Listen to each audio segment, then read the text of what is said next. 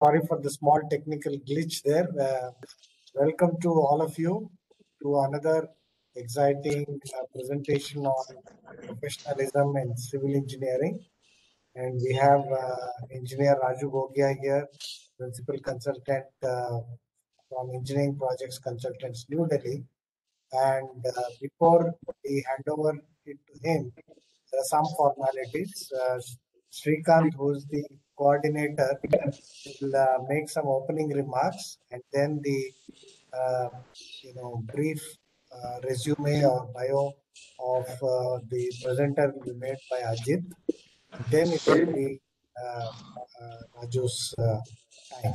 So Srikanth, please start. Sir, good evening to all the participants.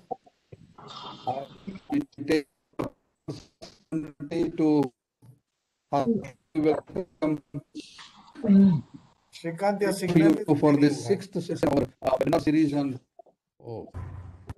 another problem. You can't hear me, sir? I can hear you.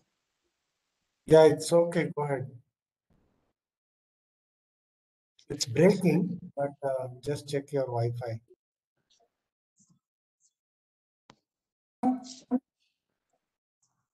Sir, you can hear me now?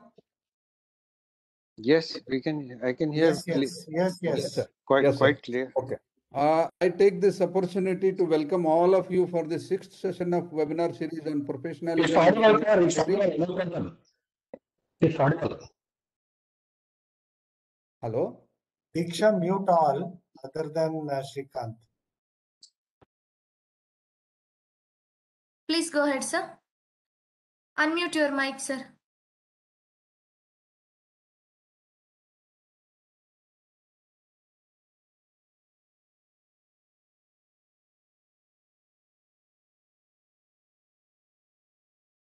Organized by Association of Consulting Civil Engineers, Bangalore Center. Friends, so far we heard about building failures due to bylaw problems, then unprofessionalism in civil engineering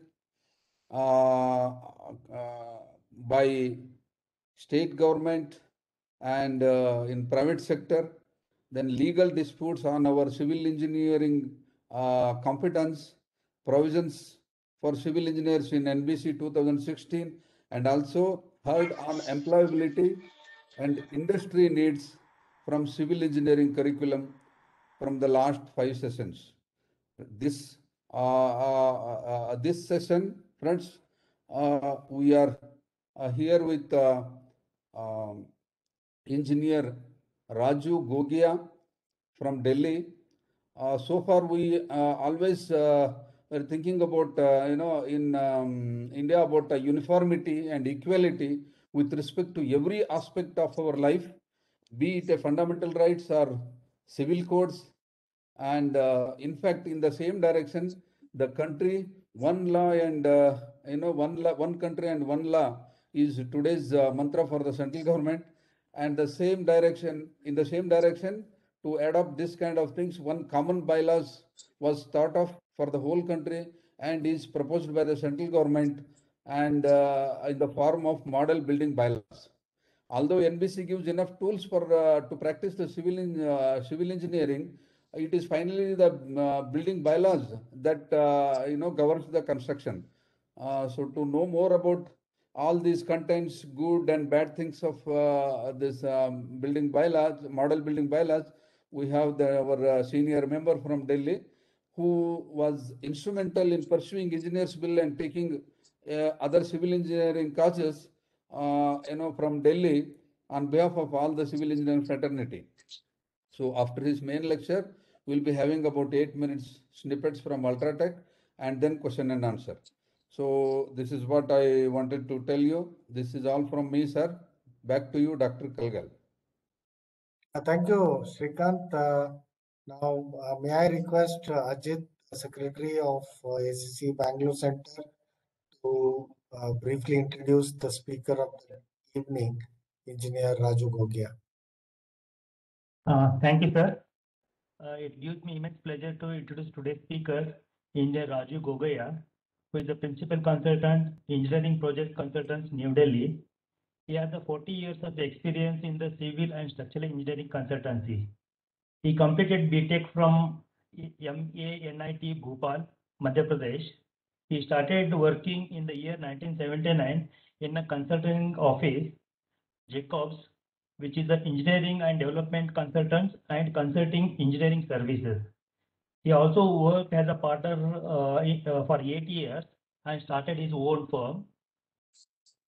He is a member of various associations, to name a few: Association of Consulting Civil Engineer, Indian Concrete Institute, IEI, INSTACT, ISET, MISWE,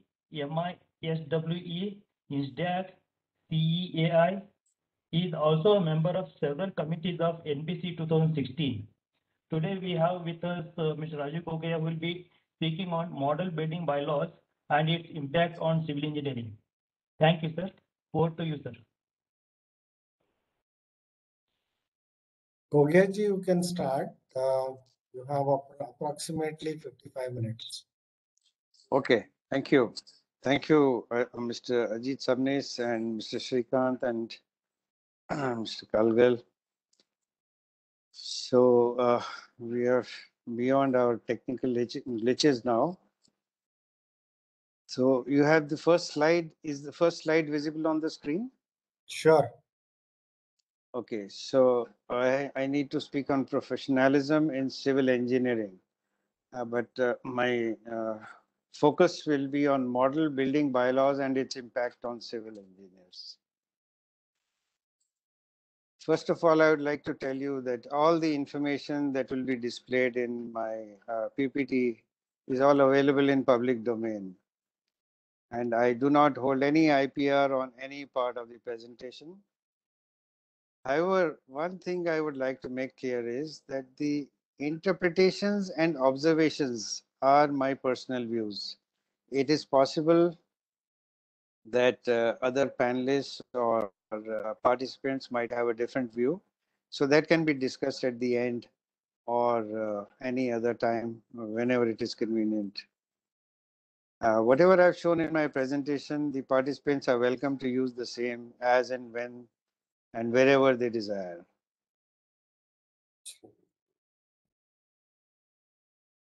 The previous lecture, which we had attended by Dr. Arvind Galgali on 10th of July, that was an eye-opener for me, and maybe it might be for many others also.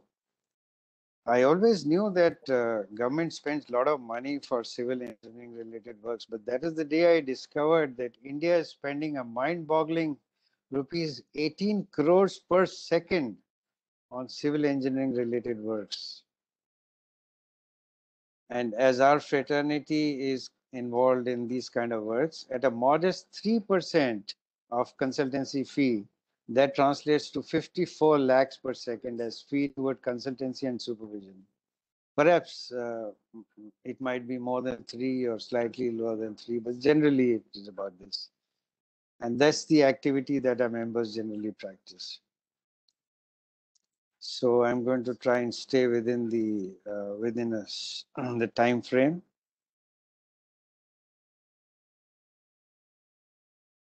Now, when this topic came to me and I had to discuss on professionalism, I thought, let me first understand the holistic interpretation of this word, which, see, we keep using this word in a loose terminology, but we never pay too much attention to it.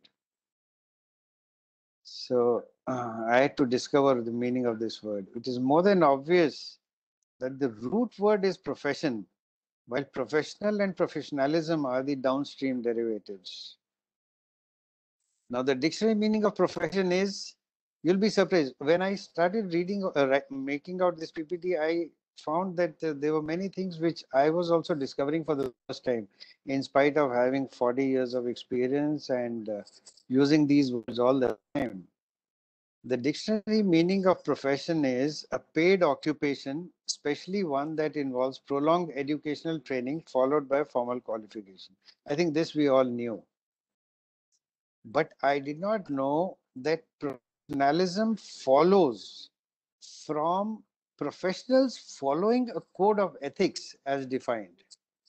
That professionalism, we thought, okay, it is anybody who practices a practicing professional, whatever he does is professionalism, but it's not. That is not the case. Professionalism follows from professionals following a code of ethics. That is the most important component. And Potter Stewart had highlighted this long ago. Ethics is, now what is ethics? Ethics is knowing the difference between what you have a right to do and what is actually right to do. That's the basic difference. The dictionary meaning of a professional is as follows: a person who engages for his livelihood in some activity. Also, see, most of us would not have known. A person who engages for his livelihood in some activity also pursued by amateurs. That means that it is something which anybody else can also do, but they will not carry the title because they have not undergone the formal training and the formal education. That is why they will not be empowered by society. However, if they wish, they can do it on their own, but they will not be able, they will not have the authority to carry the title. Definition of a professional as per law. See, this word professional is defined in different ways. One is the dictionary meaning. The second is as per law. A person who is trained and qualified to perform certain roles related to the benefit of society. That is the paramount important operating operating portion, for the benefit of society. A professional as perceived by society. Now we come to the fact that how society perceives a professional. Professionals are traditionally viewed through a prism of nobility, placing them on a higher pedestal than non-professionals. It could be businessmen, or it could be a trader, or anybody else. If a professional says something, it is taken at face value. Be it a doctor, lawyer, engineer, whatever he says, he will be questioned. He will be hardly questioned. His word will be taken as truth because of his nobility, because of the flowing nobility through his profession. So that is the reason that professionals have to be very cautious. Practicing your profession may not always be rewarding, but professionals must at all times discharge their duty to society. While the webinar series is titled Professionalism in Civil Engineering, the topic given to me was Impact of MBBL on Civil Engineers. So the MBBL has a large-scale impact on the practice of civil engineers. Part of it technical, part of it non-technical, part of it competence, and maybe some other facets also. Now, the first lecture by Ms. Sangeeta Vij has largely covered the engineering pitfalls as shown in the MBBL, or as per the clauses which have been inserted there. So I shall confine my presentation to the anomalies in competence which will impact the profession of civil engineers and their practice. So this is the Model Building Bylaws 2016, a brief study of impact on civil engineers. My topic for today is to examine the impact on civil engineers. A first principle title search in the, now this is something which I think many people are going to be surprised to hear this. A first principle title search in the MBBL reveals as follows. The title civil engineer has been used in the document 4 times. The document is nearly 400 or 500 pages, and the title civil engineer has been used in this document only 4 times. And imagine we are discussing the impact of the MBBL on civil engineers. The title structural engineer / engineers has been used in this document 23 times. The title engineer has been used in the document 37 times. The title architect or architects has been used in this document 93 times. The above ratios indicate the relative importance and the opportunities accorded to various professionals involved in the building construction industry. I think we well imagined how it affects us all, how it is going to affect the civil engineers. The respective competencies for the various professionals. Now, there are three professionals which have been highlighted in this document: the architect, the engineer, and structural engineer. I'm going to reproduce what is shown in the document. As delineated in the model building bylaws, the competencies which are delineated in the model building bylaws are going to be reproduced in the following slides. This is the general appendix where they have, it is a preface to the competencies. It shows competencies for architect, engineer, structural engineer, town planner, landscape architect, urban designer, supervisor. However, I am focusing only on architect, engineer, and structural engineer. The others I have not yet taken into consideration because we need to know the impact on civil engineer. But as you can see, that the qualification and competence of technical personnel for preparation of schemes for building permit and supervision. That is the heading of Appendix E.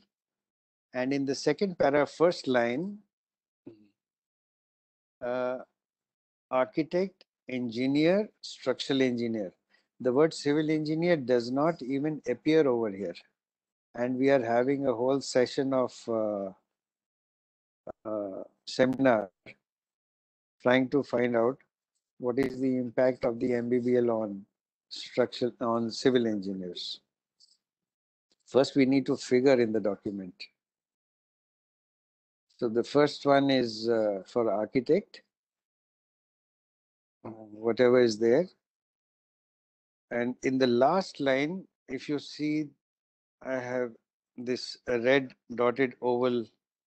It says, issuing certificate of supervision and completion of all buildings pertaining to architectural aspects. We'll talk about this further. Now, for the engineer, if you see the item D of issuing certificate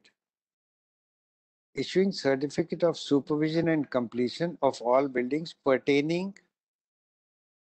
After pertaining, there should have been something, but that is missing, including structure and building services. So that is open-ended, but that architectural aspects has disappeared from here. All the other competencies are okay. They are as per the National Building Code. Then we have structural engineer. And for structural engineer, if you notice that the competence and functions which are indicated here, the registered structural engineer shall be competent to prepare the structural design, calculations, and details for all buildings and undertake their supervision. Now, my point is that when they are defining a structural engineer, they have to first list out all the competencies which have been written for the engineer. If I go back to the previous slide, engineer here, whatever competencies are written here, all of these need to be repeated here first, and then this competence which is written here is the additional competence by virtue of the extra experience which is required to be called as a structural engineer. Now, these are the only three definitions available. Civil engineer per se has not been defined. So it says engineer here, and then it says graduate in civil engineering. So the title of civil engineer is missing. That's my point. We must have title civil engineer also. And why we should have it, I will explain as we go forward in more further into the slides. The above extracts have been copy pasted from the MBBL. None of it is original from my side because I was supposed to study the MBBL to enable ready reference. Many others I expected would not have read it, so I just reproduced it here. And also, if anybody wishes to use this presentation at a later date and understand the ramifications involved, then most of the material will be available within this PPT. Now, the impact of whatever definitions we have seen, and now that is what we are going to discuss in the following slides. My observation number one, if one reads carefully, there is a difference in the scope of issuance of certification for the supervision and completion. I showed you in the definitions there and the competencies. An undefined activity which has been specified as architectural aspects. This is something new which has been introduced. I had not seen this before. Has been shorted from the engineer's competency list. So that has been removed from there, whereas all the other competencies are same as the architect. However, architectural aspects, though mentioned twice, it does not find any definition in the MBBL. So it's just an imaginary loose terminology which is written over there, and so that it can be molded to anybody's benefit whenever they like. But the point is that when some completion certificate will need to be issued, at that time, in case the complete authority which is supposed to give the completion questions this, then we might run into a problem. The undefined architectural aspects cannot be a rocket science which requires any specialist training or IQ, which I feel that civil engineers also would be having knowledge of architectural aspects. So unless that is properly defined and realize that the civil engineers are unable to understand, only then that thing should be accepted. Otherwise, we should make sure that this terminology, either it gets defined or it gets removed from the document. This can be done by all and sundry and more easily by qualified civil engineers. Definition business is actually creating a lot of havoc and a lot of confusion. This Architects Act, they keep defining something or the other, whereas actually this act was passed only when all the definitions had been withdrawn, and the act was meant only for title. As long as the definitions were there, most of the parliamentarians who were in the select committee deliberating on this bill, they'd all refused to let this bill pass. So I had access to the debates which were documented at that point of time in 1970. So I've just put an extract here. Please refer to the attached document, which is a debate in the Rajya Sabha in 1970 during discussions of select committee examining the draft of the article. Shri Samuel was the chairman, and needless to say that honorable members of parliament had passed the Architects Act only for title after all definitions were removed. So even the architectural aspects definition, we should not allow anybody to put it there, and we should get those words removed. The Architects Act had been passed by Honorable Parliament for registration of title only after removing all definitions and related activities. In fact, you will all be pleased and surprised and pleased to know that there was one Mr. Maheda, I think he was from Gujarat, honorable parliamentarian and civil engineer, and he was a civil engineer. He had already cautioned against future efforts to restrict professional activities of others. If anybody reads the entire debate, they will realize that in his discussions, he has even said that in case he had been present on the day the bill was introduced, he would not even have allowed it to be introduced because it did not make any sense at all. If you see here, over here, the bottom pair, he had already anticipated that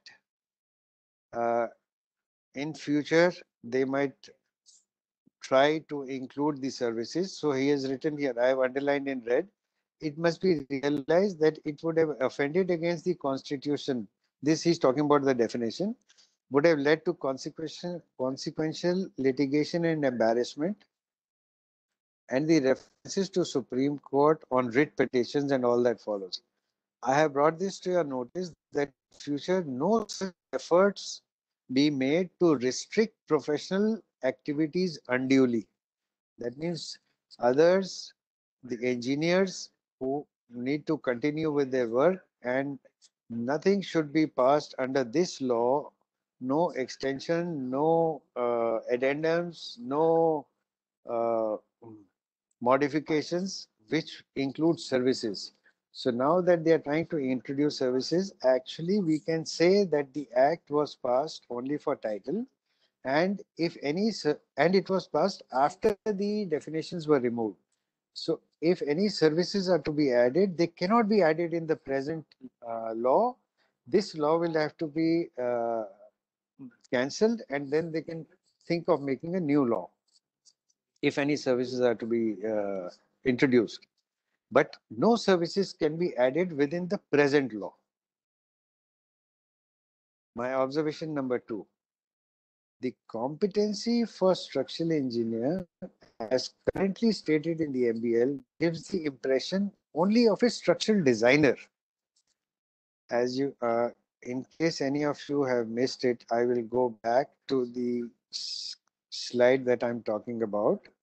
Now, if you see here, structural engineer, in his competence, in the competence of structural engineer, the only competence which is listed here is about structural design. The other competences which would flow to the structural engineer automatically would be those which are listed under engineer. So not only do we have to get this title of the engineer changed to civil engineer, all the competencies which are listed for the engineer have to be repeated for structural engineer, and then this extra competency will come. Except that from the engineer, this limitation of 500 square meters, this will need to be removed, because this when the person achieves the title of structural engineer, he has the extra experience, which means then he will not be limited to 500 square meters. His competence will not be limited to 500 square meters. So I'll go back to my old slide. Yes. This was my observation number 2, that the structural engineer, as currently shown in the MBBL, gives the impression only of a structural designer. This misconception needs attention and correction. It is imperative that the competency for structural engineer must commence by repeating all the competencies listed for an engineer, but without the limitation of 500 square meter for structural design. Above should be followed by the additional competency as mentioned. Now my observation number 3. The Architects Act was passed to make buildings economical and safe.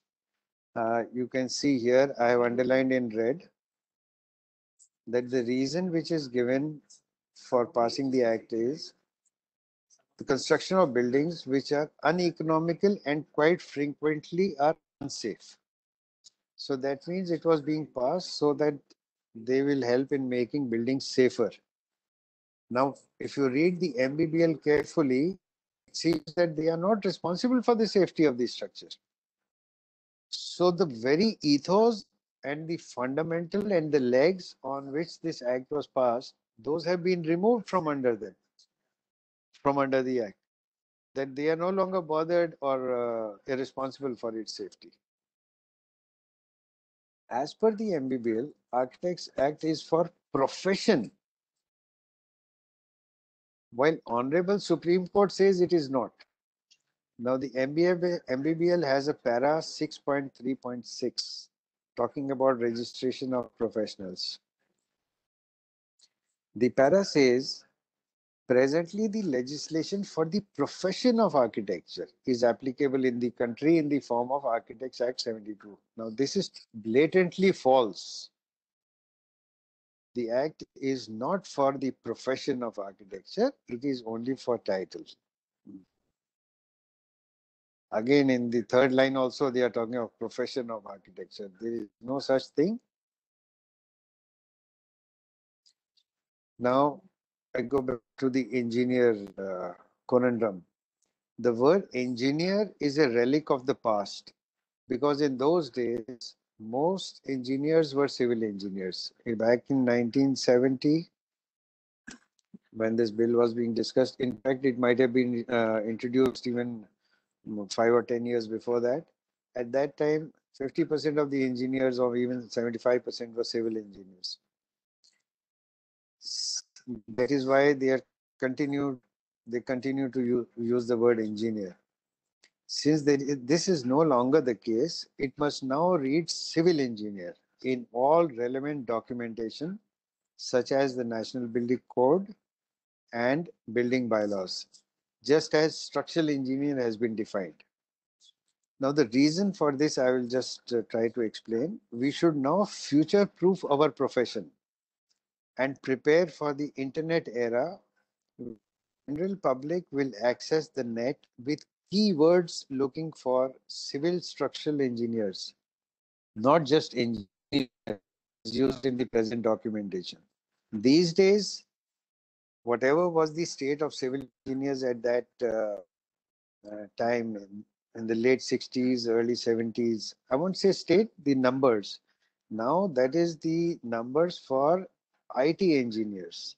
So now if anybody Googles, and if the document says, a building document says engineer, and any end user goes to the net and looks for engineer, he will end up getting all IT engineers. The civil engineer will not figure. So that is why the building bylaw documents and the National Building Code, they have to write wherever they mean civil engineer, there the word civil engineer should be explicitly written. When I was to search for the identity of or the title of civil engineer in this document, I have done it on the net only. I mean, not the net, but I've used the computer to search in this document, not that I read every page. So now we come to some reforms. The economic reforms initiated in 91 were a watershed moment in the history of our nation. Before 1991, profit, pride, and status were considered to be unholy words spoken only in closed doors. You can read what is written in the picture. I'm not going to read the whole thing. But one thing I want to admit is that this picture came through social media, so that it is not verified. However, whether he said it or not, it makes some sense. That we have to now be conscious of our loss of opportunity instead of sitting back and waiting that, okay, whatever is happening, let it happen. We need to take care of the interest of our members and of other civil engineers. On account of the above reforms, several new branches of engineering cropped up, which have then grown by leaps and bounds, catapulting the country to the world stage as a software processing hub. However, consulting civil structural engineers have not experienced the same level of path-breaking progress as other fields of engineering, since their roles had little scope and reward for innovation. I think some of the previous speakers had also mentioned that the branch is languishing because there is no reward for innovation or R&D, things like that. So that will only be possible after we are able to make a stamp of our title. We cannot just look for rewards or look for status while the title is just flowing away. In spite of all this, developments in the field of civil engineering happened primarily on product and product application fronts because there was no way you could hold back the civil engineers. So since it was not happening in the consulting arena, it happened in the product and the product application fronts. In the interest of safety and well-being of society, civil structural engineers must rise to the occasion. We have to start thinking that where is all this leading? Ultimately, we have to be responsible to society also. Professionalism manifests optimal performance with direct to consumer interface and not third party. If we keep working for others, we cannot perform best. We have to be in contact with the customer, direct to the end user, to be able to give the best performance. And once you are in contact with the end user, you have a feel of the person whom you are working for, and the incidence of building failures accompanied by loss of life would reduce automatically. When you are building for a faceless entity, then obviously the degree of attention which one would pay would be less. With the right exposure, civil engineers would have contributed immensely more toward development of the nation if their imbibed capabilities had been efficiently utilized for the development of green, sustainable, smart, and safer building works with enhanced life cycle as a direct benefit to the nation and ecology of the planet. The general public is now ready to invest in smart buildings with enhanced safety, as was shown in the first presentation by Ms. Sangeeta. Now, the point what I'm trying to make is that it is only if the civil structural engineer is the first point of contact for the end user, then he can give this information to them, that there are different gradation of buildings which are possible. At this point of time, what is happening that the end user is not getting the information that he can have his building of a higher safety factor than what is prescribed by the code.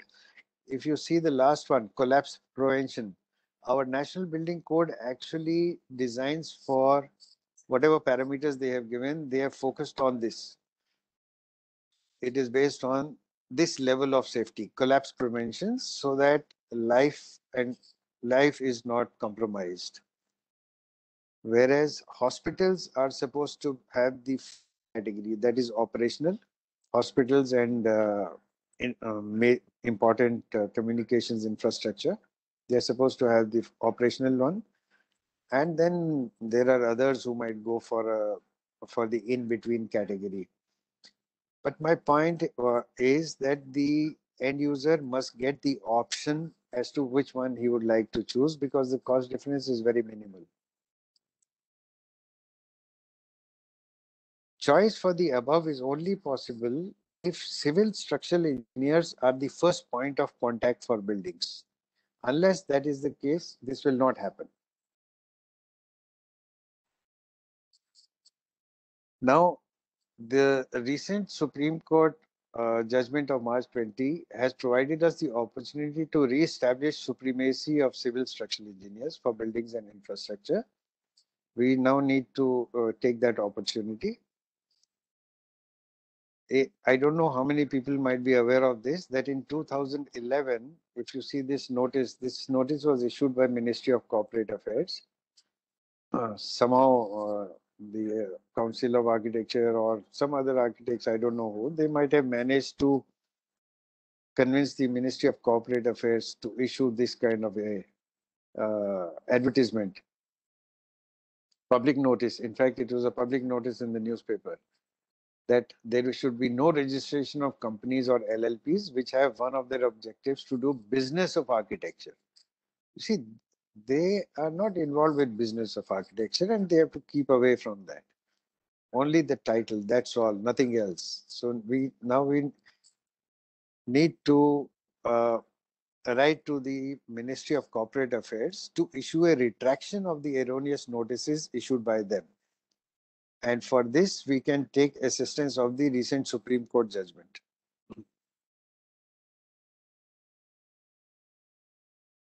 Regarding other factors, ACC is ideally placed with a pan-India presence to take up this mantle for the sake of posterity and catch the bull by the horns. It is now time for ACC to rise to the occasion. The CPWD is well aware of the competency clause as given in the National Building Code. If you see, this was a notice, this internal notice of the CPWD, and it's dated 16th of December 2015, wherein they have said that the Council of Architecture has published a document called Conditions of Engagement and Scale of Charges for providing various types of architectural services. So they are saying that item 2, the conditions of engagement and scale of charges prescribed by Council of Architecture are neither approved by Parliament under the Architects Act nor by the central government. Therefore, CPWD is not going to pay attention to that, and it will not take into consideration those conditions of engagement, where the conditions of engagement where they have included all kind of engineering services. And the last line says the same is against the interest of government. So since CPWD is aware of it, I think that is already a very positive sign, and ACC can try and move further. It is now for us, after the Supreme Court judgment, it is now for us to capitalize on the same. I often see that the feel-good messages are shared about engineers being problem solvers on many occasions. Now we have to rise to the occasion and be able to solve our own problem without waiting for engineers' bill. Several important suggestions have been made by the esteemed speakers, previous speakers, panelists, and participants, some of which are listed below. This will be a shortcut to solving our problem. Convince central government to issue a GO for competence of building professionals to be as per the National Building Code. Stability certificate should be valid only for 5 years. Construction projects should be headed only by civil engineers. Make the National Building Code mandatory for entire country. And NIDs should not be discriminatory, but should be generic. We need to sensitize AICTE and MHRD with several of these aspects regarding the expertise of civil structural engineers, which is a major resource for the nation. Students of civil engineering must be made aware of their lawful competence and imbibed abilities. Now, this is very important because the students who are studying in engineering institutes, they are not aware what are the things which they will be able to practice when they pass out. We need to make them aware of their competence and their abilities. We also need to examine if a 4-year course duration needs to be capped by a period of internship or training. In this context, as suggested by others, we need to seek views and cooperation from the academia. We also need a role model brand ambassador for establishing the role of civil structural engineers. If Dr. E. Sridharan could be convinced of our cause, we could achieve this milestone expeditiously. That's my view. Although I think it would be, everybody would have, many of us would have the same choice. Not that I have discovered something. Most building bylaws and general public has become, now here we need to pay attention. Most building bylaws and general public has become predominantly conversant with the titles architect and structural engineer. The word civil engineer has disappeared. Would you like? Consequently, civil structural engineers are missing out on their prime comprehensive vocation. The civil structural engineers are missing out on their prime comprehensive vocation because general public now seems to be aware of only two titles, architect and structural engineer.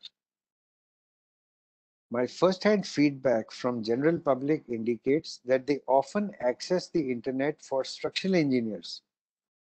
And when they talk to them, even in my neighborhood, people have told me that they were looking recently, Municipal Corporation of Delhi had given some advertisement that stability certificates will be required for buildings.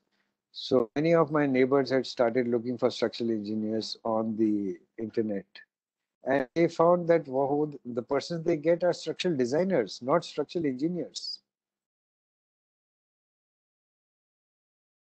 This passing of Architects Act has become, it reminds me of the East India Company when it came in 1608. They were welcomed for a specific purpose in good faith. But after that, they started becoming expansionists. They want everything what they find beneficial to them. Inferences based on specified competencies. We are spending so much time and effort on engineers, civil engineers bill, while building related government documentation is slowly obliterating the very title of civil engineer. So we now need to somehow ensure that the title does not disappear.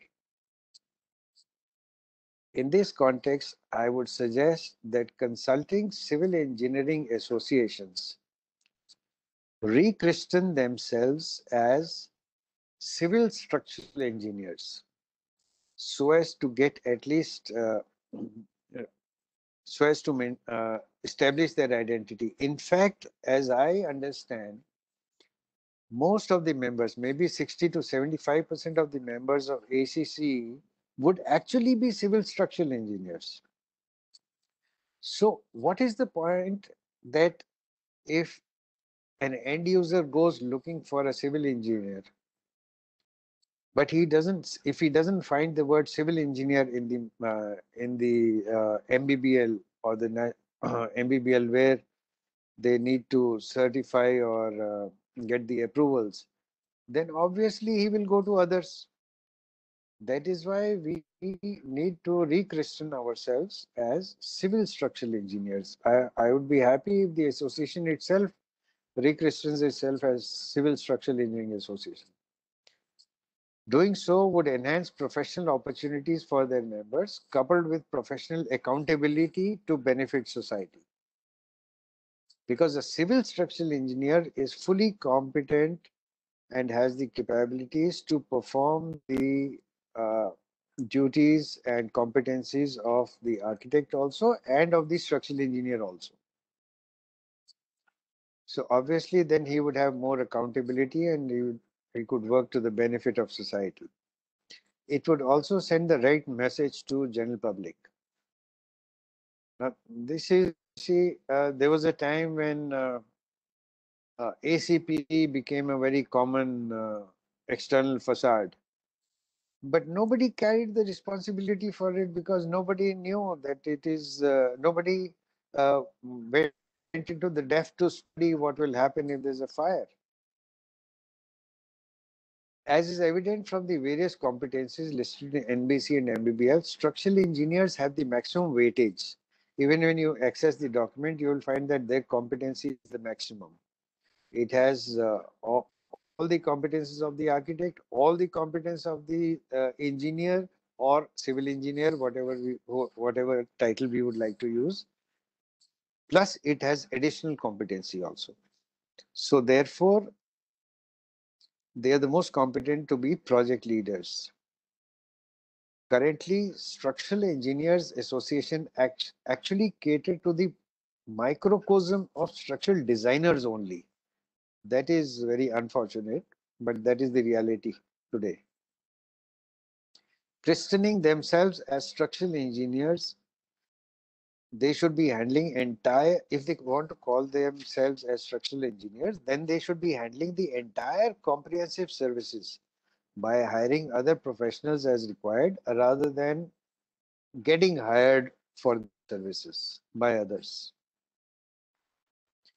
It is now well known that land is a state subject, so each municipal corporation makes its own building bylaws. However, competence of professionals would be governed by the central government. Competence cannot be a state subject. Hence, as suggested by engineer Sana Ratnaval, a GO from central government would actually suffice very conveniently. Similar achievement had been accomplished by APG in the state of Uttar Pradesh long back. With civil engineers at the helm of civil structural engineers at the helm of affairs, they would ensure that planning is as per the National Building Code for enhanced safety. Being mindful of irregularities while planning can obviate many a disaster while simultaneously enhancing the life cycle and sustainability. The National Building Code lays greater emphasis on safety than on any other aspect, including functionality and economy. Planning of irregular buildings for iconic effects by non-engineers and then saddling the responsibility of safety onto structural designers creates an unhealthy ecosystem for society. That means what we are doing is, what the planners are doing is, when I say we, I mean the entire team of designers who have been appointed for a project. We are first creating a problem, then we are hiring specialists to solve the problem. But if civil structural engineers do the planning, then they will plan it in such a way so that the problem is not created in the first place. That is something which Mr. Vasan Subramaniam had already highlighted. Most people fall into the trap of solving problems all the time and not thinking enough about how to not have those problems in the first place. And if civil structural engineers can manage all this in the building bylaws, then a single window accountability for end users would always benefit the general public. And I'm sure then the general public will opt for it. Right now, the general public has to go looking separately for a structural engineer or separately for architect. The civil engineer title is quite missing from the document. The overriding realization after reading the MBBL is that we need to convey to society is that architecture is how a building looks, while engineering is how a building works. Thanks for your attention. I'm done. Excellent presentation, Rajuji, and I mean, this is exactly what we are all looking for as to what the issues are. Now, we'll give you a 5-minute break to Thank you. drink a glass of water or coffee or tea or whatever.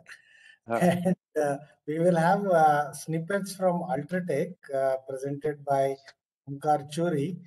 And after that, we will, I'm sure, have a very lively session of question answer because several people are waiting to ask you questions. Sure. In fact, generally I don't take this break because I find the snippets very interesting. So I don't want to miss that. Okay, we can say that you can give a rest to your mouth. Yes, I'll do that. Yes. In fact, some of the previous snippets which I saw, I was almost thinking of coming out of retirement again with all these fantastic products which are coming out. Okay. So may I request Omkar Churi from Ultratech Building Products Division to go ahead and make his presentation. You have an upper limit of 8 minutes, as was mentioned. Diksha, hope you will make him a co-host or presenter. I done, sir. I done. Yeah, Omkar, thank you. time is yours. Yes, sir. Thank you, Dr. Kalwil.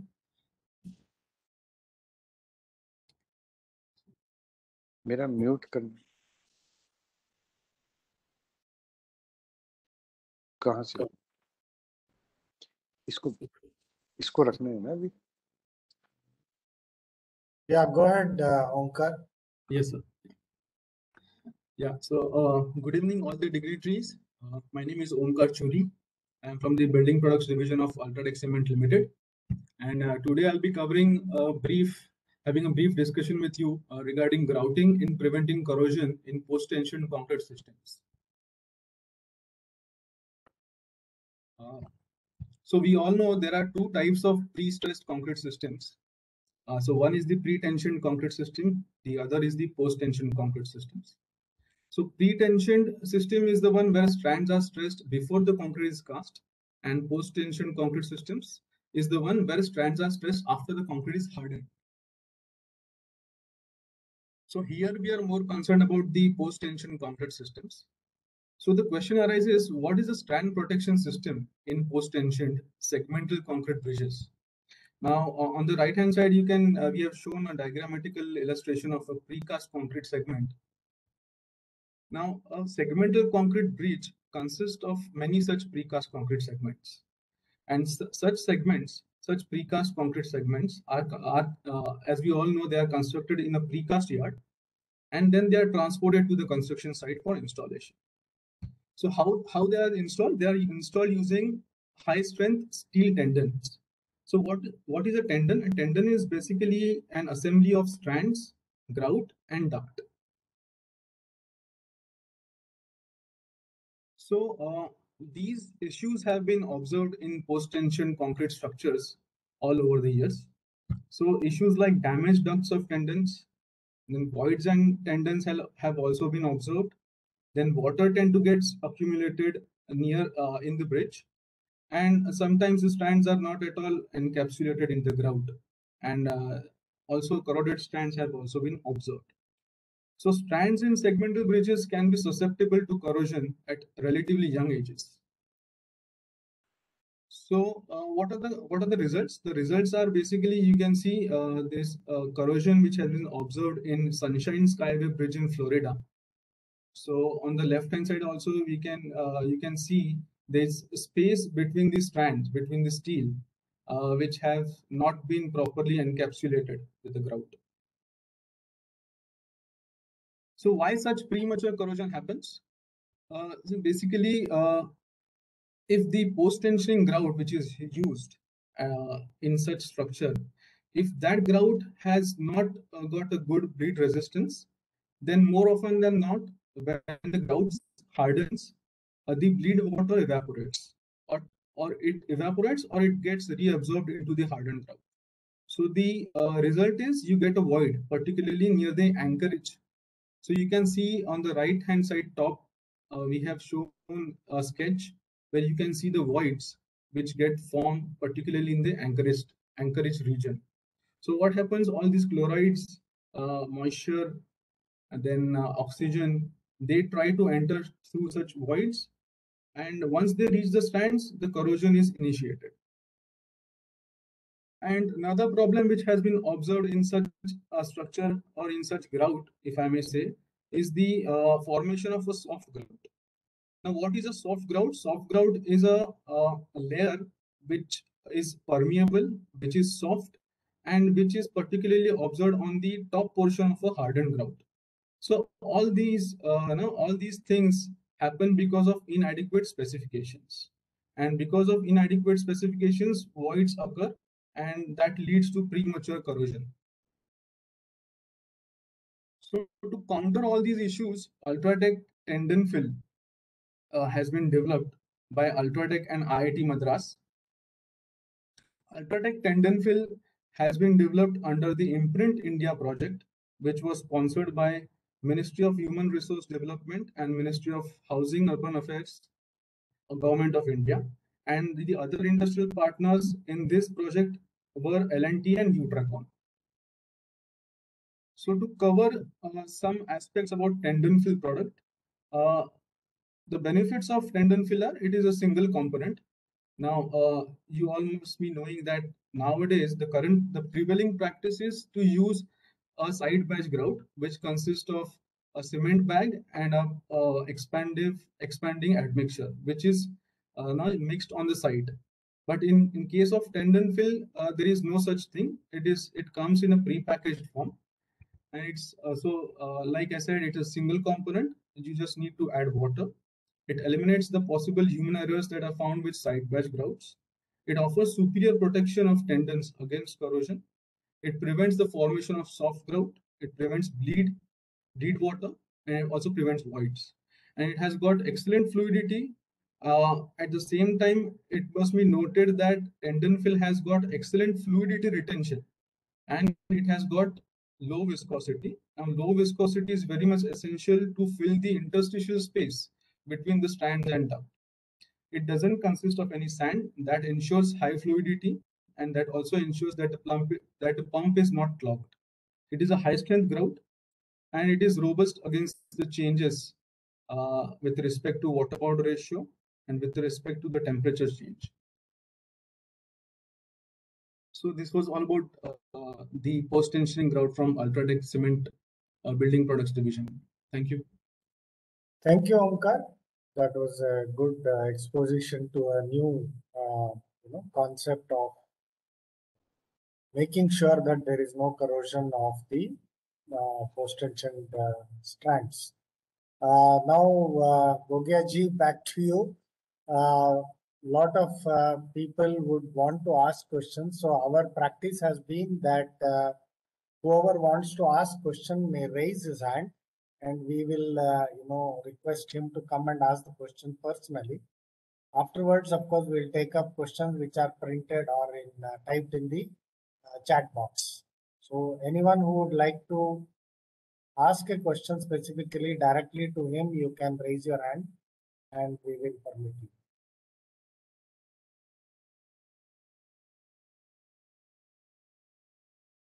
So I will start with the question myself.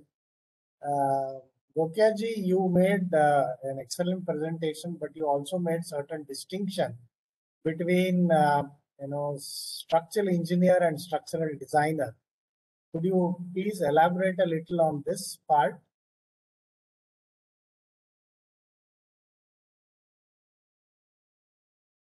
Gogia ji, you are muted.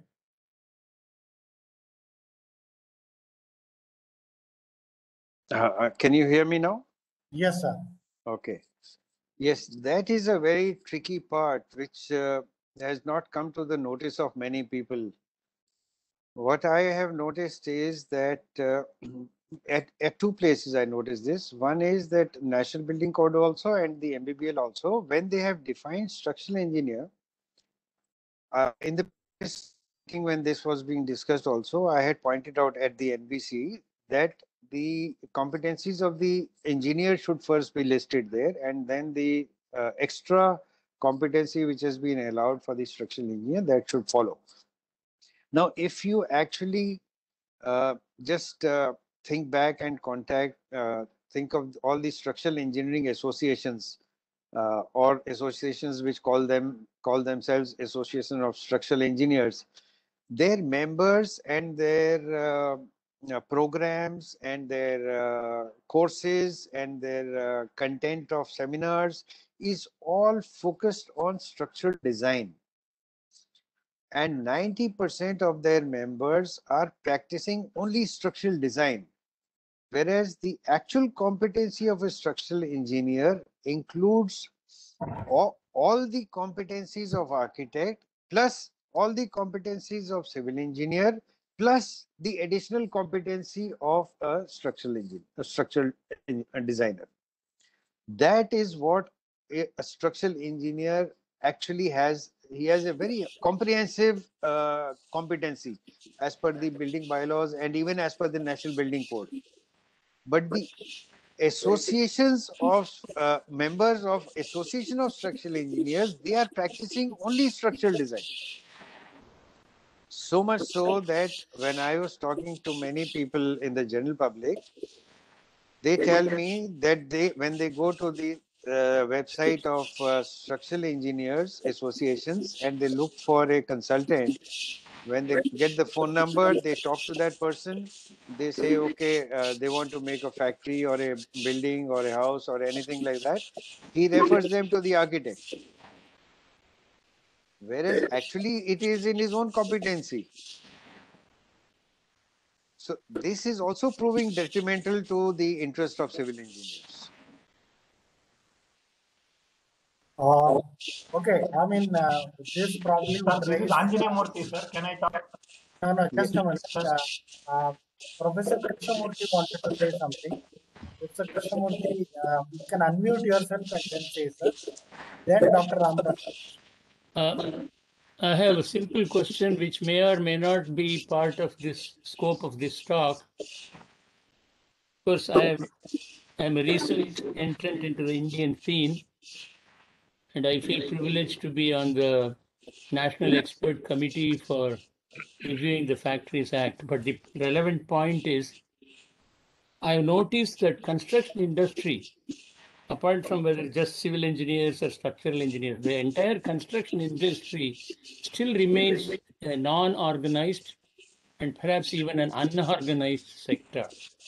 So along with our move to emphasize the contributions of civil engineers, their better definition and having better authority to control the progress of the nation, I think I would like your opinion on how we can and why it's been left unorganized for so long. I understand some of the problems like migrating labor and so on. So I would like your opinion on what we as a group should do to get it organized. Thank you, sir. Well, I am not an authority on that. I think some economists would be able to answer that better. But I can give you my general knowledge and common sense answer and opinion. If we consider diversity as,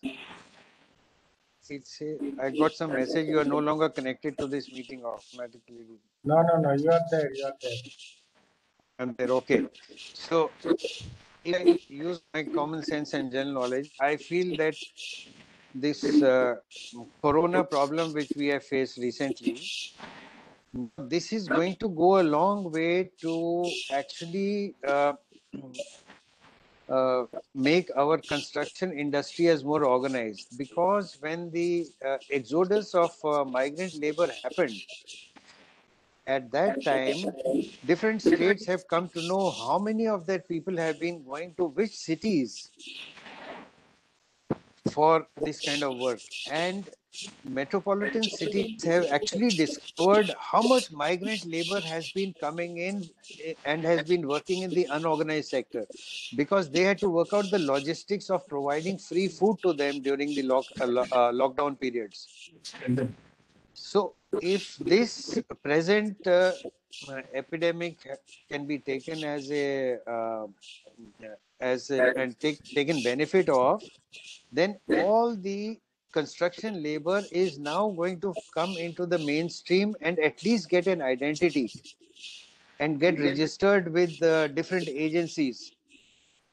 So that is all. Otherwise, I think construction industry is disorganized all over the world, except where there is a huge amount of mechanization and there are hardly any people working.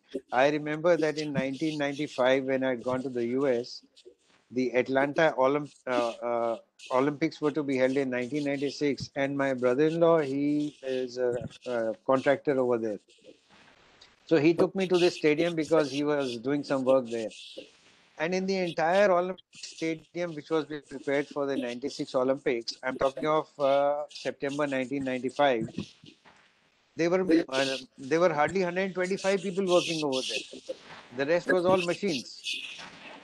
Whereas if the same thing happened when our Commonwealth Games were to be held in 2010, around somewhere around then, we had lakhs of people working in the stadium. So that is something which I would not like be able to answer. How we can bring them into the mainstream? Thank you. Sir, Dr. Ram Prakash? Yeah, thank you, Dr. Kalgal. Can you hear me? Yeah. Yes. Yeah, okay. Fantastic presentation, Mr. Gogai, and Thank a you. very concerted effort on different parameters and aspects of the NBC. And the Yeah. most appealing to me, the takeaway, is the mandatory thing for the NPC, which you have said. I think it's high time it became mandatory than recommended, because many people have misused it to say, I want to do this or something like that. So that appeals to me. But the other thing that I have noticed is Yes. the man on the other side of the table who is listening to you and who is to accept all the things that you are propounding. He has not his competence is not defined as well. And also that the peer review, before the construction, not after, the peer review thing has not been mentioned is one of the factors I saw. And what I have come across is also that many of the suppliers of the different materials like steel, like even ready mix and things like that, they don't vouch for the strength of the concrete that is finally in place and finally which has failed the test is one of the experiences that I have had. And I was surprised that the contractor is trying to defend whatever is deficient, whereas I was saying you should ask the RMC people to say how did their concrete which left the factory not adhere to the requirements, things like that. So, and another steel person also not following strictures with respect to supply, because I see this in Germany, I believe, that even if you find a brick on the road, and if it is not as per specification, not the user, anybody can take action on the company and say you're not producing products as they should be, and the things should be taken. So I say that some of the clauses are still to be fine-tuned or put in place in the code, but otherwise you have given us a fantastic perspective of what there is and what there isn't. Thank you very much. Thank you. Dr. Kalgal, can I ask one question?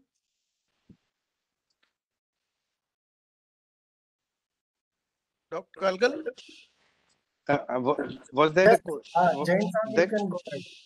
Okay. Sir, my question is that you have given a lot of importance to the word civil structural engineer.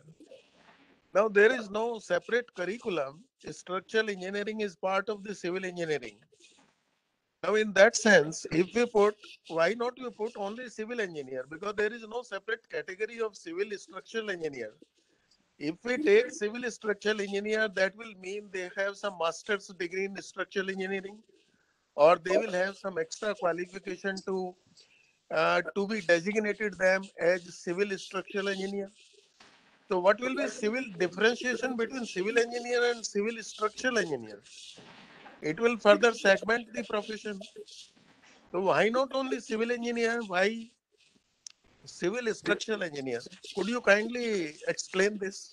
Yes, I will be glad to explain this. This designation, what I'm talking about, if you go through the presentation once again, I have said that this is the designation not in any documents, but this is what the associations should adopt and call their association as civil structural engineer. I am not saying that this is something which needs to be defined in a building bylaw document or a national building code. And that I am saying, and reason I have already given over there in the slides, that the building industry documents, they talk of engineer and they talk of structural engineer and they talk of architect, but they are, the presence of the word civil engineer is only 4 in 400 pages. So you will not get a hit on that. It's not that as you were thinking, I am not saying that this is a kind of qualification. It is only the title should be used by the associations. Association means our present association is called Association of Consulting Civil Engineers. So it should become Association of Consulting, Association of Civil Structural Consulting Engineers, something like that. So that you, when somebody is looking for a structural engineer, then at least our members will get a hit. That's the point. It's not that I am asking for this as a course content or anything like that. Because if you read in the competency also, the structural engineer does not need any extra qualification. It's just more number of years of experience.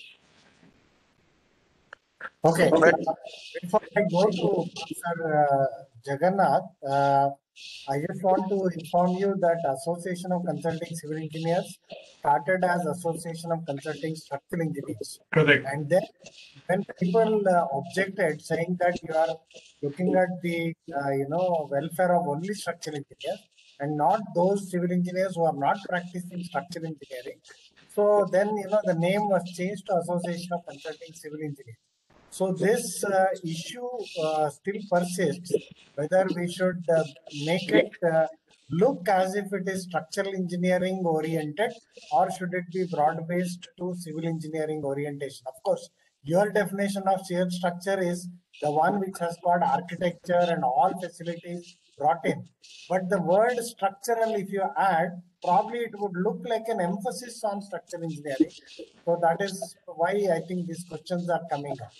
But the problem, can I just put in Yes. why I'm suggesting all this is because of the definitions which have been used in the MBBL and NBC, so that ultimately you see our focus should be on the fact that our members should get opportunity.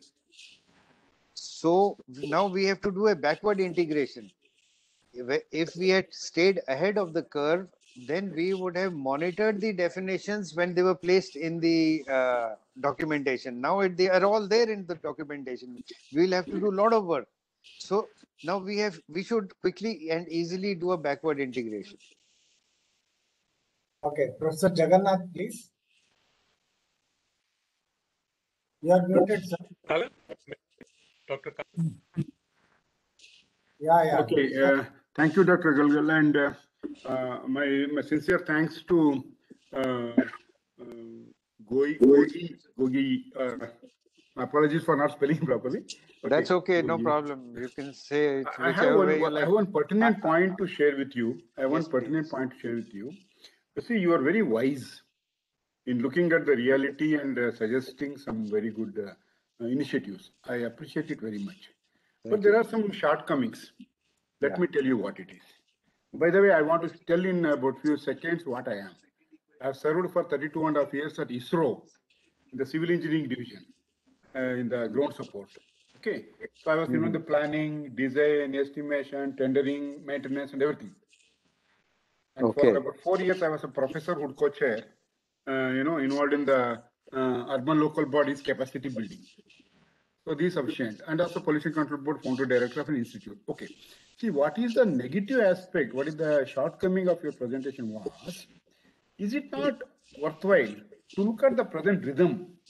The present rhythm, I tell you, is something on climate, on the disaster, and the now, of course, the pandemic. Looking at what the civil engineers are doing all over the world. See, there are only two types of engineers, one civil, another military, traditionally. Traditionally, there are only two categories of engineers, one civil, another. And now all the things, IoT, artificial intelligence, everything has come now. So you are very much right in telling, you must give importance to what is happening. That is, the structural engineers are doing good work. The structural engineers should be the part of the association name and the icon. No doubt about it. Because if n number of people are structural engineers, it is right to have the structural engineers connotation and symbol. But let us look at the larger issue. I'm also going to the Institution of Engineers deliberations on this issue. See, I would like to talk to you later, but I'll conclude by saying this one.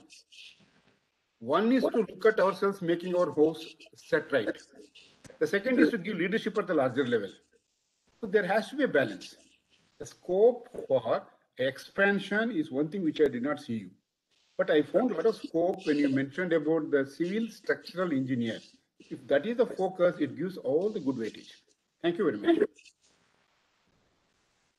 Thank you. In fact, I find that your observation actually seconds exactly what I've said. Exactly. Okay. But you need to work out, sir, I tell you, you need to work out in such a way that we have an action plan followed by an agenda, followed by a vision.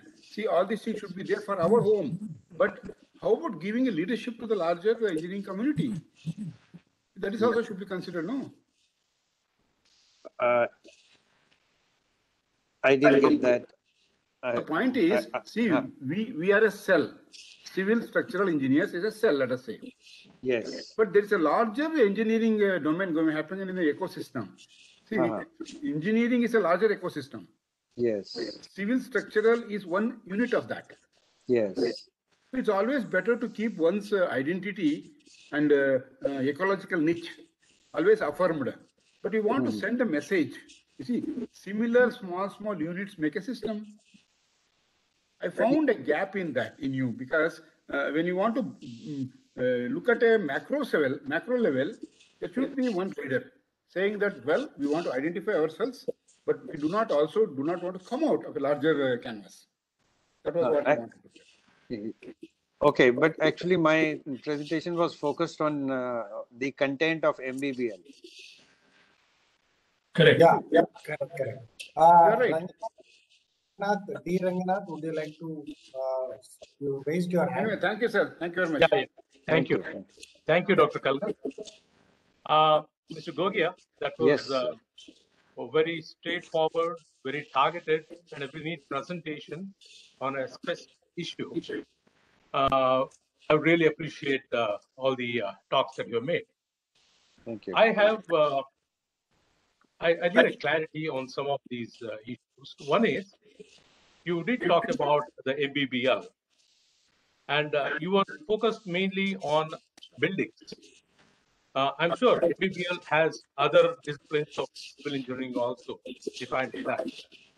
One point I observed in you is you have observed certain shortcomings in the MBBL. And from my understanding, this MBBL is being projected as the model bylaw, which will be implemented all over the country, in all the departments, and in all private sectors also. If that is the case, if you have observed any of these shortcomings, has any of the associations or the civil engineer group taken objection, raised any red flag, and brought it to the notice of the concerned department? If it is done, what has been the outcome? If it is not done, what should the civil engineering community be doing as far as this particular shortcoming, as observed by you, is concerned? And first of all, I would like to know whether my statement is correct, when I have understood that this is being projected as a bylaw that is to be implemented all over the country. Thank you, sir. Well, it is not that exactly this document is being used all over the country, but this is a model which has, it's like the RERA law, which the central government had made, and then all the states had their own power to tweak it whichever way it suited them, or as per their convenience, or as per the local situation. But what I have tried to highlight in this is that they can do that with the land portion, because land is a state subject. But as far as the competence, my entire focus was the impact of the competence listed in this in the MBBL what is the effect of the competence of the civil engineers. So my point, what I was trying to highlight in this was that the competence cannot change all over the country in different states. Whereas the land being a state subject, they can decide what they want to do and how they want to manage it. So for the competence, I wanted that the National Building Code competence should be followed, and a government order, we'll somehow have to work towards the fact that we get a government order, because right now many different municipal corporations, they have their own bylaws and they keep tweaking the competencies of civil engineer and structural engineer and all that. One thing I don't understand, Mr. Gogia, Yeah. our NBC has already defined the competence of various professions. Why is it being duplicated by the government This in is different departments? this is a question which engineers ask all the time, and you will be surprised that I read the National Building Code when I was in college, final year, and I'm talking of the year 1977, 77. And I read the competence there, and I came back and outside into the field and started practicing. It is many years later I came to know that the National Building Code is only recommendatory, Yes. and actually the competence actually flows from the building bylaws, local municipal building bylaws. And when I read that, I found that we had very little competence, civil engineering. So that is the reason in one of the slides I was suggesting that our students also during the academia, maybe they could have a credit or two to make them aware what their competence will be when they pass out and come out into the field to practice. Sir, actually, to tell you frankly, we were much more competent in the 70s and 80s Yes. than what it is right now, because our education curriculum has been diluted so much that we wonder whether the same kind of competency what we had in the 70s, 80s is still there. See, I will just highlight one thing, that when you're using the word competence, you are using the English meaning, and when I'm talking of competence, I'm using the meaning and interpretation as per the MBBL. So there is a very big difference there. So One last question. Yes. Why is MBBL being brought in when NBC was already there? What is the purpose of MBBL? NBC is totally different, and MBBL, the only common part is the competencies. That is the reason I wanted competencies should be similar, because that cannot change from the NBC. Otherwise, MBBL is nothing but a repetition of you. In fact, you will be surprised when last time when I was studying these building bylaws, in my opinion, no building bylaws are required. Just it can be just a 10 or 15 page document saying these setbacks for different kind of plots. That's it. Number of stories and heights. Everything else can flow from the National Building Code. Correct. Exactly. I agree.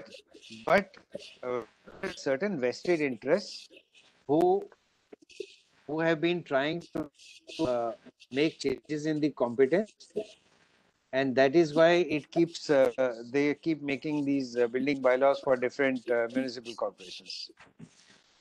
Thank you, Mr. Gogia. Okay. You're Now welcome. next is Anjaneya Murthy. Yeah, I'll come to you, Girish. Anjaneya Murthy, you want to ask? Good evening, sir. Good evening. It's a very nice presentation. Sir, Thank you. We are focusing as a civil engineering, we know that in graduation level only it has started bifurcating. Now it's not only civil engineering, it's so many engineering like geotechnical engineering, transportation engineering. It's in Bachelor of Engineering level only it started bifurcation of civil engineering. That is based off this, whether we need to write civil engineering first thing. Second thing is, because we are focusing only structural engineering, there will be a geotechnical engineering will be there. So many other parts of civil engineering will be there. That also we need to highlight in that MBBL, no, sir? It is already there in the MBBL, but I have not shown that part. We are focusing Yes. only structural engineering because as a total, it has to be all. It is a teamwork, no, sir. Yes, I am not denying that, and it is all defined in the National Building Code also. It is defined in the MBBL also, but I have not highlighted that because the today's subject was competence of civil engineers. If at any other time there is another seminar for for the effect on geotechnical engineers, then probably at that time I might explain that part. Sir, one more question what I need to ask you is because in Bachelor of Engineering only, if they choose geotechnical engineering or transportation engineering, whether you'll be calling as civil engineer or they'll be calling as geotechnical engineer. Civil engineer. Well, you see, if they have whatever is written in the competence, that if they are a qualified civil engineer and they have the requisite experience, what is mentioned in the MBBL, then they can always operate as a civil engineer, and their transportation and geotechnical, that is an added qualification which they have, and they can operate at that level also. But that does not mean that they cannot operate as a civil engineer, since they already have that qualification. Correct. Absolutely. There's a lot of overlap of these things and hence this confusion. Girish, what is it that you want to ask? Thank you, Dr. Kalgal. And Engineer Gogia, sir, thanks for that very laminar presentation. Thank you. When we discuss about the civil engineer and structural engineer, there is a very huge misconception as we have been discussing. And my dilemma is that, normally people think a structural engineer should by qualification be a master's degree holder in structures. Point one. Point two is that I basically come from an execution background, most of it spent on site, though I did have a stint as a design engineer in my career. So what happens is actually I feel that the structural design part is actually a small part of the entire structural system. For example, even in the pre-construction, we have a substantial input of structural domain knowledge going into that. So when we say structural engineering, today people conceive that a person who can calculate the loads or a structure which is being subjected to what type of loads, how do you address those loads with reactive forces, calculation of movement shear, and then coming out with the right application at the right places with respect to concrete and steel and a play of that. That's it. But then when you go on to site, we have concrete technologies who are also structural engineers, because that is a domain. And secondly, the formwork. The formwork engineering that we do on site is entirely different from the drawing board, because just to cite a small example, on site, the column boxes that we use, you have lateral ties to that. And when you see the pressure distribution, pressure is higher at the bottom. Therefore, the runners that we say per se need not be equally spaced. But this, unfortunately, when you ask for onboard and on the drawing, they just give equally spaced. So my question to you, sir, is that, is it fair that should a structural engineer necessarily be an MTech, or a civil engineer, as you rightly said, with immense amount of or the appropriate level of expertise on site can also be defined? If that is the case, who is going to, award you or mention you or give you the title of a structural engineer? The title of structural engineer is already given as per the number of years of experience as mentioned in the National Building Code and the MBBL. If I think it's 3 years of experience or something like that. This misconception of requiring a MTech, this is something created by some of the municipal corporations. They are trying to define structural engineer in their own way. And if I'm blunt, I will tell you that whenever building bylaws are made by architects, then they add this competence extra as requiring a postgraduate, because they are not responsible for the safety and they would prefer that an MTech does it. Otherwise, as per the National Building Code or as per the MBBL, There is no such thing. A structural engineer is somebody who is a civil engineer and has been involved in design for 3 years. That is the definition, and it's there in my slide also. Okay. Thank you. Thank you. Of course, these are, these are certain, I don't know whether we can call it as splitting of hairs, in terms of the fundamental definition of a civil engineer. I mean, my understanding was that civil engineering is all encompassing. Everybody comes into it. The minute you bring in another word, structure, I'm not sure whether I'm right, but then it might make others feel like, let's say, a lot of project managers are there who are also civil engineers who do construction management. So they may feel that I am left out. So that is the only worry that is there. But if there are no major questions pending, we have already reached our limit of 6:15. Sir, Yeah. this is Badam Sundarrao, sir. Can I say something, sir? Go ahead, Sundarrao. Sir, thank you. Actually, it's a very nice presentation, sir. What I want to add is, Institution of Chartered Accountants, our association also should plan for doing some courses which are for the advanced topics, sir. Suppose the GST came into existence, immediately the Institute of Chartered Accountants has started a course for their members. Hello? Yeah, we heard you. I mean, a lot of Yes, sir. institutions are already doing this kind of, including, Yes, sir. IAS, Shakti, SCCE, Yeah, all of them are yes. doing. But nobody is doing in a systematic way, quite similar to the Institution of Chartered Accountants. If we plan like that, definitely it will enhance the what I call as a prestige of our association, sir. And one more thing, because now we are asking for architectural work also into our scope. Institution of Engineers previously had architectural engineering as hybrid program. Subsequently, they stopped it.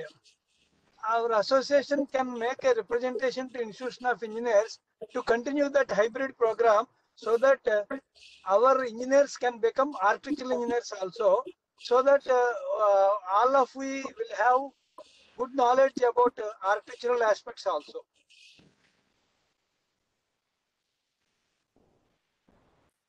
Was that a question? No, that was his opinion. That's what he said. Okay, thank you. I have a small opinion. I think Mr. Gogai's portrayal today was superb, because I say that a structural engineer starts as a civil engineer. He may be a planning engineer too at that time, if he's having a proper course. And then after that, he supervises some of the construction and becomes a supervising civil engineer. And after that, when he keeps doing the simpler designs and then comes into complicated designs and then becomes a structural engineer. In between, he may become a PMC also. I have been that. In between, you are a PMC. And after that, you become a structural engineer. And then you look at the advance. But what's the background to all this? If somebody is presenting to you a particular feature that he is presenting for your project, you should be able to understand all of these things. You should be able to choose between one and the other with respect to each of these aspects, whether it is PMC, whether it is planning, whether it is civil engineering, supervision, or it is structural engineering. So I very much support Mr. Gogai when he says civil structural engineer, because he is first a civil engineer and then a structural engineer, So this is how it is. And as Mr. Vishwanath, who said, it's a process by which you grow into the whole thing. The holistic approach is final. Suppose somebody comes and tells me, I was in an organization where presentations were made by 5 people. I should be able to understand which is better, which is suitable for me, things like that. So I think it's a sort of a growth, not to say that civil engineers straight away can do whatever, structural engineering or whatever, And regarding Mr. Girish, what he said, I have seen the background of a civil engineer, of a MTech, of a PhD or whoever. It's all a level. You know, you can't do a shell roof with a BE person. I have coined this after practice for 5 years, that an engineer should go to the level of the problem, not bring the problem down to his level. You know, you should go to the level of the problem, because if you say a shell roof is same as a flat roof, one person has done it. I mean, I'm not exaggerating. He put crank rods in the shell roof just like you would do in a flat roof, and he was going to cast it. And I was consulted after. But so this is the crux of the whole thing, and I fully endorse that it should be a civil structural engineer. And regarding ACC, as Dr. Kalgal said, we started off as Association of Structural Engineers. Then they said, why are you keeping out civil engineers? And then we brought in civil engineers. And then we brought in people with PMC, project management background. People who are construction, superior construction contractors. Think like that. It's a growth, And as you rightly said, you must earn your position. But the NBC should be the shall we say, the backbone of the whole thing. I think that's the crux of the whole thing, if you don't mind. Thank you. Yes. I agree with all of them, except that little bit about where you said that about the shell roof and the flat roof. What happens is that when there's a specialized project or a specialized problem, at that time one can actually go for the super qualified MTech or PhD as required. That can be project specific, but otherwise a structural engineer can be consulted after he has the kind of experience which is already listed in the code. No, but I don't agree there, because I have the experience of that. I put a shell roof and the people on the other side didn't know shells, but they were gauging me from how much ton steel you're going to use, that sort of situation. Okay, thank you. Okay. Goge sir, I want to have one more additional point to you. Yes, please. Now the new national education policy is coming now.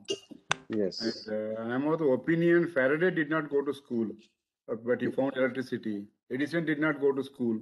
He made 120 patents before his death. I want to say, whether it is civil, structural or civil engineers, the whole reality is the challenging situation. If you could kindly throw some light on this new education policy and engineering education. Because for 6 years, I was a board of studies member at the University of Mysore. And somebody said rightly, 70s and 80s, we had such a quality education and it has been totally diluted. It's happening everywhere. Not that I remember my colleague Rehman was telling, a person passed out in SJC, he did not even complete the subjects, but he was inducted to a big company with a big salary without a degree. And we had in place civil engineering degrees given without a laboratory, structural engineering laboratory, strength of materials laboratory. And I think as a team, we should look at the education policy. At some point of time, we should give the input. That will greatly help. Thank you very much. Yes. Okay. If somebody wants to be an innovator, then of course he should not go to school or formal education. That is the only way to become an innovator. And most recently, also you mentioned some of the names which are almost 70, 80 years older.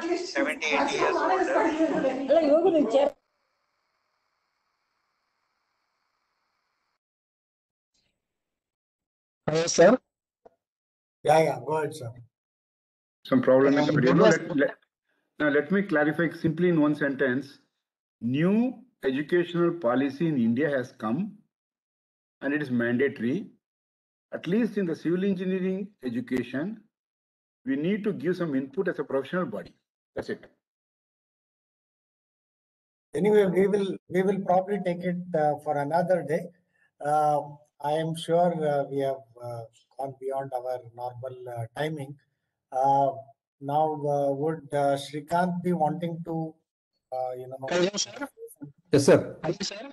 Hello, sir. Yes, please. Hello, sir. Yeah, go ahead. Sir, I have a question to ask to Gogia, sir. Go ahead, Shashikant. Quick. Sir, Gogia sir, good evening, sir. It's a very good session. Listening to all the points, questions, and answers, I have an important question to ask you. So, I have attended many webinars in the past of you, sir. So, the question is now in NBC of India or in any of the code of practice, books of code of practice. So, you expressed that. There is continuously repetition of only architect and structural engineer, and the name, the term civil engineer is disappearing from the books, code of books and the notifications, tender notification, etc. Sir. So actually, supposing the point arises to mention the professionals like mechanical engineer, electrical engineer. Now there are software engineers. Without software engineers, so now the world cannot run now. It may be any field of profession. So in that way, sir, is it not a mistake if civil engineer, the word or term disappears from any books of code of practice or any professional practice books or theory of practice or English of India, individual or anything, sir?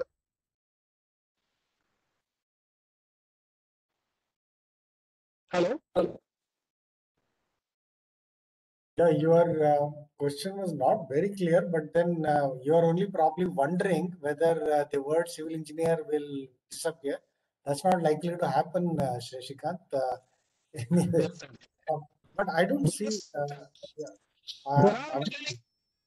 It's okay. I mean, it's that's because the MBBL, kind of use the generic word engineer rather than civil engineer, and then that's the reason probably that numbers were less. But then 93 times architects and all put together less than 93 for engineers was also not good.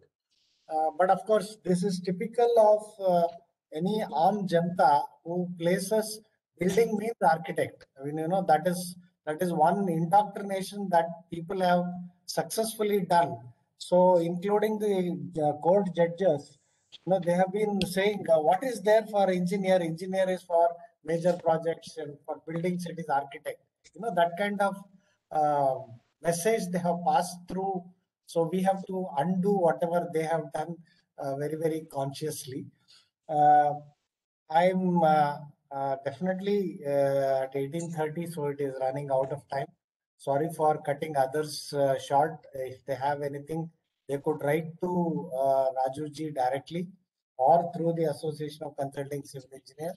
And we will create more opportunities for discussion, probably closed group panel discussions and so on and so forth, so that we arrive at certain specific implementable or actionable points.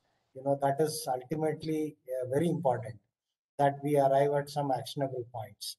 Shashikant, Shrikant, over to you if you want to give some concluding remarks. Thank you, sir. It was an excellent presentation regarding these bylaws and new things which were discussed by our engineer Gogia ji. I am very thankful to him, and the moment he discussed about the titles of civil engineer, structural engineer, civil structural engineer, it was a very minute issue, but he explained it very nicely. And he also mentioned how the direct to the customer, how it affects the way we love the building, the way we attach to it ultimately, and the way the affection flows. Also, he explained very nicely. And he also mentioned about the students, how they should be made aware of the what the things they are going to face when they come out of the colleges. So their rights and legal aspects should be included in their curriculum. He is very right in that. And the curriculum which has been changed and diluted the civil engineers was also brought by some of the members. And definitely that also needs to be given some attention, and academicians should look into this aspect, which from 2 decades has been very affecting the outcome and industry readiness, as our earlier lecturer, Dr. Arvind Galagili mentioned, and that is another point. And now we would like to mention that one of the point, instead of solving the problem, the having no problem should be the preferred. And having told that, at the end, what I feel is we should not become a subordinate to some other one, like minority ruling the majority, or in many other aspects. He gave another example of East India Company coming to India and started ruling the country itself.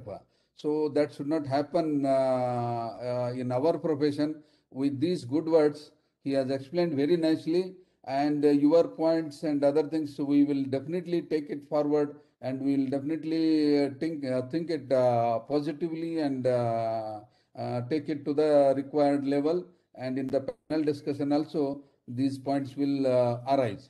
So with that, I will conclude this session. Thank you very much for attending it. And it was a fantastic evening. See you in the next week again with another new discussion. So thank you and good night, sir. Thank you. Good night. Thank you, sir.